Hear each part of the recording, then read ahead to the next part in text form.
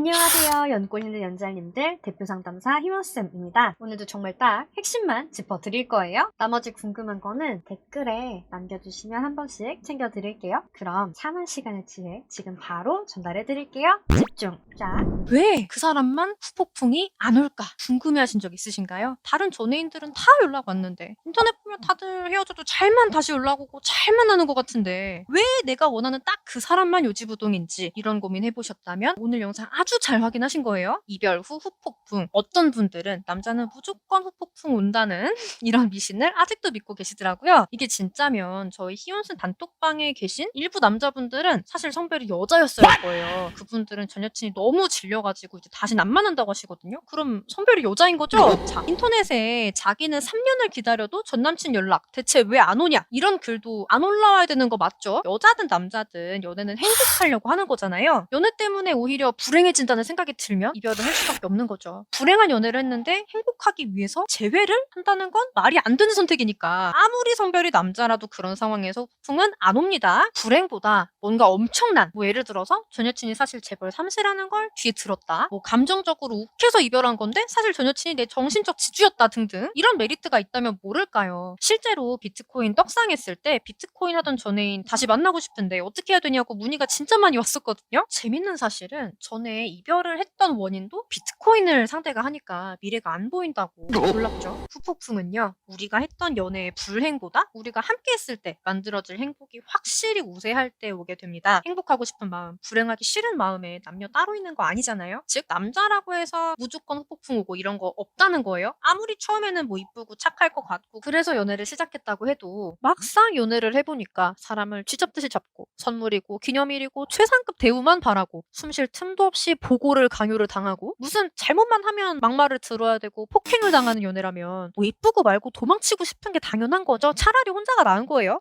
선생님 만약에 후폭풍이 그런 거라면 제 전에는 연락이 왔어야 할 것 같은데요. 저는 정말 잘해줬어요. 이런 분들 계시죠. 자, 이별을 해봤자 분명히 자기 손해인 사람인데 나한테 연락이 안 온다? 그러면 뭔가 내가 간과하고 있는 게 분명 있을 수 있어요. 의외로 그 사람 입장에서 이별보다 재회가 피해가 된다면 당신이 뭘 잘했든 돌아올 이유는 없는 거예요. 자, 이별 통보는 크게는 두 가지 경우로 나누는데요. 우선 그냥 서운해서 잡아달라고 그리고 대화가 너무 안 통해서 관계를 포기하는 경우. 첫 번째는 사실 진짜 이별이라고 보기도 어렵죠. 그냥 이별을 지른 분이 굉장히 미성숙한 방식으로 연애를 하고 있는 거고 서운하다는 것 자체가 풀어주기를 바라는 거라서 그냥 그 서운함 조금 풀어주시면 재회는 어렵지 않아요. 문제는 두 번째죠. 대화라는 건 그냥 우리에게 반복되는 모든 현실적 문제를 싸잡아서 대화라고 그냥 뭉뚱그린 거예요. 연애가 1순위냐 아니냐, 데이트 패턴, 연락 문제, 대화 패턴, 남사친 여사친 문제, 가치관, 미래관, 인생관 차이, 집안 차이, 성관계 불만, 매력 부족 등등 이 모든 게 충분히 우리의 대화가 단절될 만한 원인이죠. 더 노력한다고 대화를 해본다고 이 현실적인 문제가 풀리지 않을 것 같을 때 사람은 이 관계를 포기할 수밖에 없거든요. 이미 많이 지치고 포기한 상태라면 진짜 그저 작은 건드림 하나만 있어도 그냥 이별로 폭발해버릴 수가 있어요. 이게 헤어질 일이야? 이렇게 느낀 이별은 보통 이미 상대가 지쳐버린 거라고 보시면 돼요. 좀 더 와닿게 여러분들이 항상 빠르게 이해하시는 직장 예시로 들어볼게요. 다니던 직장에 사표를 제출했다고 해봅시다. 계속 다니고 싶은 좋은 직장이면 당연히 우리가 사표를 낼 일이 없어요. 하지만 진짜 한순간 내가 정신이 나가서 당연히 너무 좋은 직장이 맞지만 마치 내가 뭐에 홀린 듯이 사표를 내버렸다고 할게요. 그럼 퇴사 후 후폭풍은 언제 올까요? 막상 퇴사를 했더니 역시 가장 잘 맞는 직장은 예전 그 직장이구나 하고 깨닫는 순간 후폭풍이 올 수밖에 없겠죠. 하지만 이 직장으로 인해서 내 삶이 사실 너무나 힘들어졌다면 내가 선택하고 꿈꿨던 회사고 입사할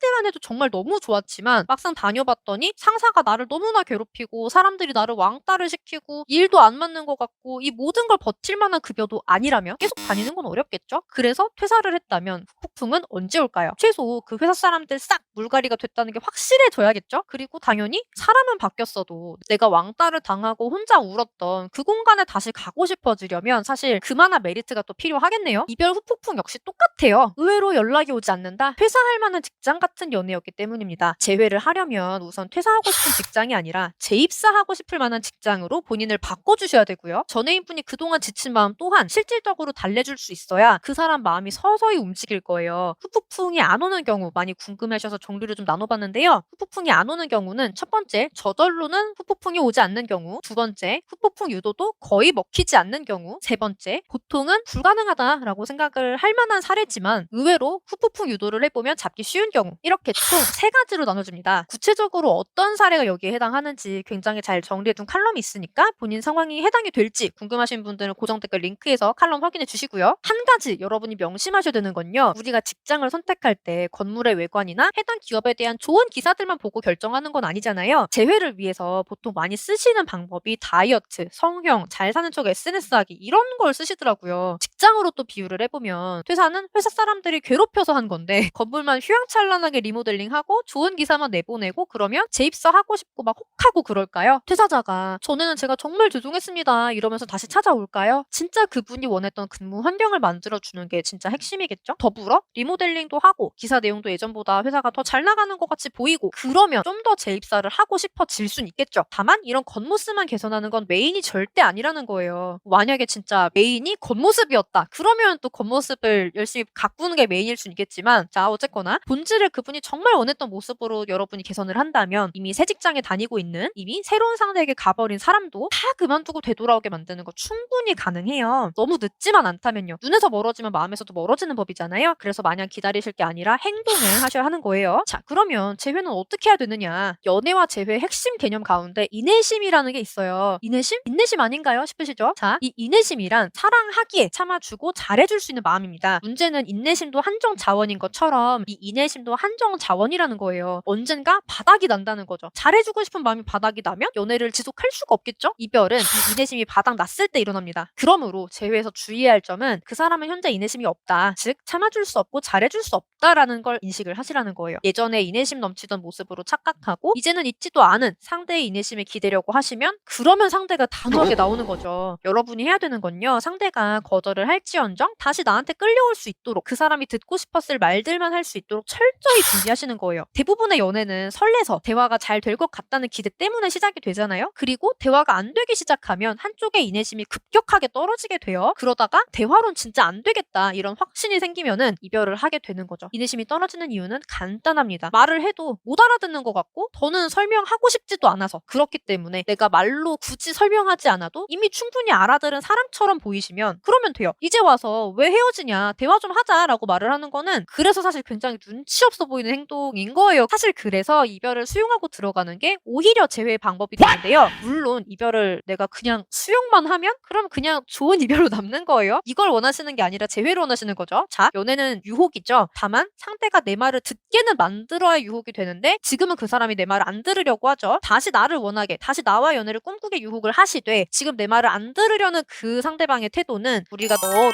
살살 달랠 수 있으셔야지 돼요. 유혹과 설득의 차이 분명히 아셔야 되고 이거를 보통 감을 잘 못 잡으세요. 그래서 너는 따로 특강도 올려드렸어요. 유튜브로 공부하실 수 있고요. 재회는요. 내가 해고를 당한 바로 그 회사에 재입사하는 일과 똑같다고 보시면 돼요. 내가 맡은 직무를 잘하지 못해서 해고를 당했다고 칠게요. 대표님한테 무작정 찾아가서 그간의 정을 봐서 다시 입사를 시켜달라라고 얘기를 하면 재입사가 될까요? 아니면 지금까지 잘못했고 앞으로 잘하겠습니다라고 하면 혹은 갑자기 연락을 해서 대표님 그동안 잘 지내셨나요? 라고 묻는다면 저절로 재입사가 가능할까요? 자, 적어도 내가 왜 해고를 당한 건지는 아셔야 돼요. 공식적인 이유만이 아니라 혹시 숨은 사유는 없는지 이런 것도 확인을 해보셔야겠죠. 그 사람이 왜 헤어지고 싶었는지, 뭐가 그렇게 힘들었는지, 사실 바라는 게 뭐였는지 이런 거에 대해선 전혀 알지도 못한 채 상대 입장은 전혀 고려하지도 않고 무작정 그냥 매달리고 붙잡기만 하신다면 그 사람은 너는 여전히 똑같고 우리가 다시 만나봤자 어차피 똑같은 문제만 반복되겠구나 이렇게 생각할 수밖에 없어요. 그래서 재입사도 재회도 안 되는 거고요. 본인이 생각했을 때